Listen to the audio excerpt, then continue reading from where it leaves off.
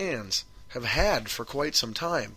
But if you are still of that thinking, you are wrong, and you need to relook at what the NBA is putting out on a nightly basis. Because, as I said earlier, as a lifelong basketball fan of over 30 years, this is the best product, the best basketball product that the league, or the association, I should say, has put out overall since the Jordan era.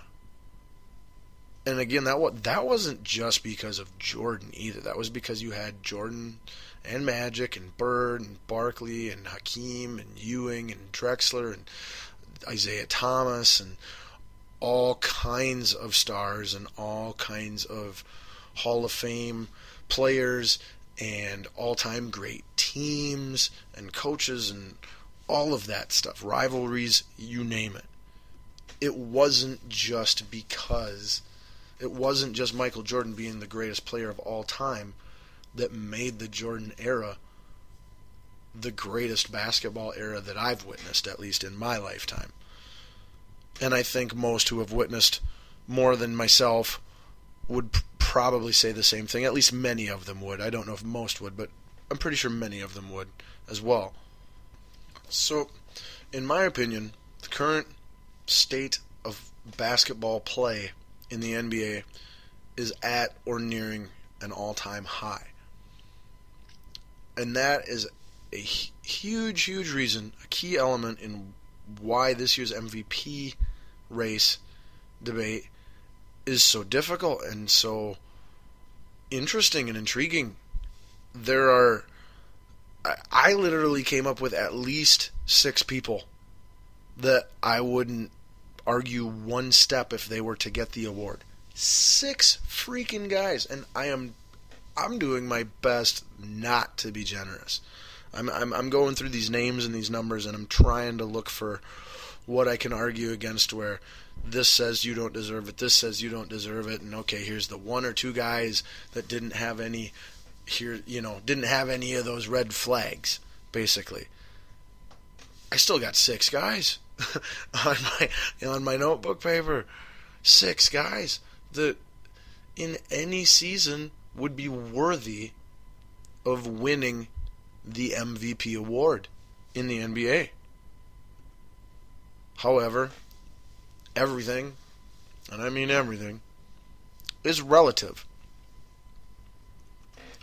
So, regardless of how great all these seasons are by all these players, only one will go down in history and be remembered as having an MVP season in this season. Unless they were to do something crazy and give a co-MVP award. The NFL has done that. I don't know if the NBA has ever done that. Brett, maybe you can look into that for me if you're listening this week. But that would be... It's possible. The competition and the level of play and the arguments are so strong for so many sides that is very possible. I don't expect that to happen. But you never know, and I wouldn't argue that either. Now, all that being said, it is widely believed that ultimately Steph Curry of the Golden State Warriors will walk away with the award when the voting is all said and done. Hard to argue that. He is the best player on his team, and he led the Golden State Warriors to an NBA best 67 wins this year. I believe that was also a franchise record for the Warriors. And he is absolutely spectacular to watch play the game. That guy handles like a video game character. He handles the rock like he's on a video game or like he's in a cartoon or something. It's just sick, the things he does with a basketball and the control and manipulation that he has over it. It's remarkable. Whether you're a basketball fan or not, it's hard not to be impressed and wowed and entertained when you're watching Steph Curry play basketball. That's just the style and the skill set that he has, and it's a really special thing. And to me, that is also one of the things that makes it really easy to fall a little overly in love with Steph as the MVP. And just to give you a statistical representation of how good Steph Curry has been this year, these are his numbers on the season. He played in 80 of the Golden State Warriors' 82 games this season, so that's great. That's exactly what you're looking for in your superstar. Somewhere between 78 and 82 games.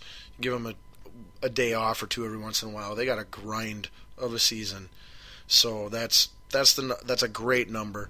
And they clinched the number one seed in the Western Conference, with over a week's worth of games left in the regular season. I want to say somewhere in there might even been 2 weeks worth, but somewhere in there. Anyway, they could have sat Curry, any of their other starters, as much as they wanted to for that last week, 2 weeks of the season, and they didn't. They played them. Like I said, Steph Curry played in 80 out of 82 games this year. He shot 49% from the field. That is a great field goal percentage for a guard, someone who shoots the ball. Like if you're a big man and you're down low and you're, shooting dunks and bunnies and layups and things like that, you're looking over 50%. But if you're a guard who's the shots you shoot, the shots you take are mostly jump shots, 49% is exceptional. He's also shooting 91% from the free throw line, which is fantastic. 44% three-point shooting. That's incredible. The final game numbers were 24 points a game, and just so you know, all these numbers are rounded. Either, 0.5 is rounded up, 0.4 is rounded down. So these are rounded statistics for the season. But Curry ended the season with 24 points a game, 4 rebounds, 8 assists, 2 steals, no blocks, of course, and 3 turnovers per game. So those are very, very, very good individual statistics, especially the shooting percentages. In my opinion, that's the most impressive statistic that he's got on there. Other than the 80 games, if you look at the guy's body, he doesn't. That was one thing when he was drafted. People questioned if he had the physical capability to succeed and endure an NBA season. So, again, those are Steph Curry's numbers on the season. The most impressive ones to me, the 80 games he played in, as well as the shooting percentages from the field, from the free throw line, and from three-point range. And then, like I said, the 67 wins, number one in the Western Conference, the super insane, crazy tough Western Conference in the NBA. Best in the West and best in Warriors franchise history. So if one were to argue Steph Curry as the MVP of the season, and again, as I said, most people believe he will win the award, I don't argue that Steph Curry shouldn't be or doesn't deserve to be the MVP. He very much deserves to be the MVP. But there are other people who deserve to be the MVP as well. And the one argument that I have heard over and over this last week that has got me so on fire is, well, Steph Curry is the best player on the best team, so that makes him the MVP. Are you freaking kidding me? What? Why do we even vote? Why do we even have voters on this then? We determine by wins and losses who the best team is every year, and we can tell by the statistics on a piece of paper who the best player on that team is.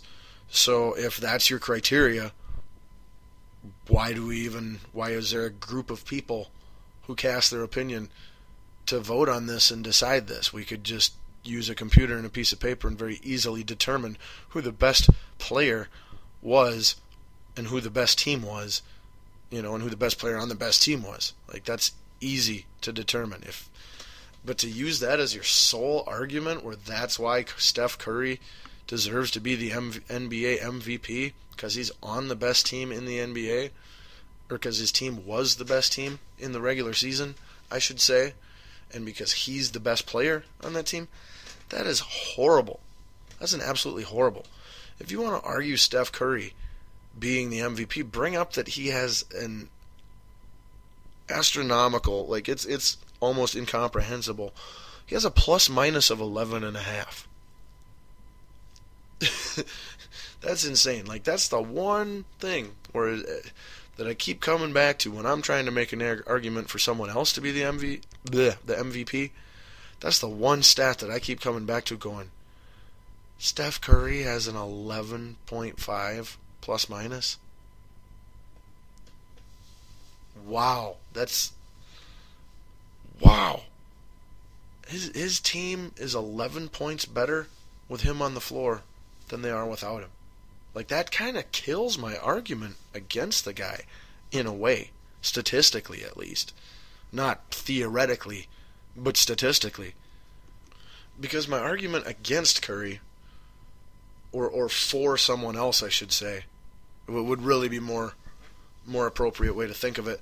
My argument to choose someone else has always been this, that to me, if you're the most valuable player in the entire league, you mean more to your team than any other one player means to their team in regards to success and impact. And that is where, since we're on that is where this award is debatable, is because it is a most valuable player award. The word valuable is definable to each person, every unique individual. It's your own definition of what that word means, and you have the right to define it any way you like. So as long as your choice or your answer coincides with your criteria, then you can't make a wrong choice. It just might be a different choice. It might be an unpopular choice, but it's not a wrong choice. Now, if it was a Player of the Year award or something like that, yeah, then you could totally make a wrong choice. That's a statistical type of award where there are right and wrong answers. There are number facts and things you can't argue, and you can have right and wrong answers, but it's not that award. And that's what a lot of people, I feel, are still currently having a hard time with and are getting hung up on when they're trying to choose who they think is MVP. And I'm not trying to tell you who you should think is the MVP. I'm just trying to make sure that everyone out there who has an opinion on it is really staying true to their own criteria of the award and their own definition of the word valuable, and an unbiased analysis of the statistics and the numbers that support all the arguments for all the sides. And in my opinion, to get back to the thought that I lost just a minute ago, here's an example I'd like to give you. To me, if you're the NBA MVP and the night before the playoffs start, you suffer an injury of any kind, just some kind of injury, somehow, some way, you suffer an injury the night before the playoffs start. So you are just scratched off your team. You're no longer on the team. It's the exact same team that it was up to that point, except you're not on it. If you're the NBA MVP, your team shouldn't make it out of the first round. If you're not the NBA, if your team can still put it this way, if your team can still make it out of the first round of the playoffs without you playing at all in the series, then how can you be the most valuable player? You might be the NBA's best player, but if your team can succeed, at least to some extent anyway, without you being a part of it, then how can one make the argument that that person is the most valuable? Like I said, it's all contingent on that middle word, valuable. And we're all free to define that however we like. But like I said, we all need to do a better job, me included, of sticking true to our own criteria for that and our own definitions.